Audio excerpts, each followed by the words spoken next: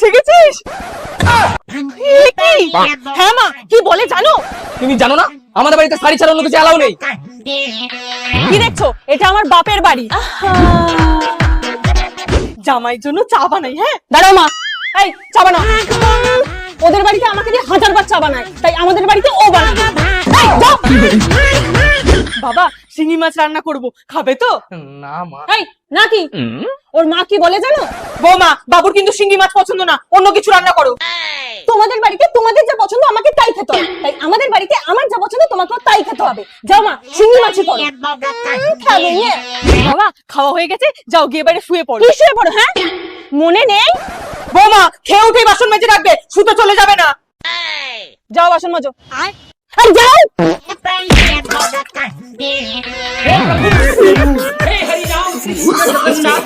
No, no, no, no.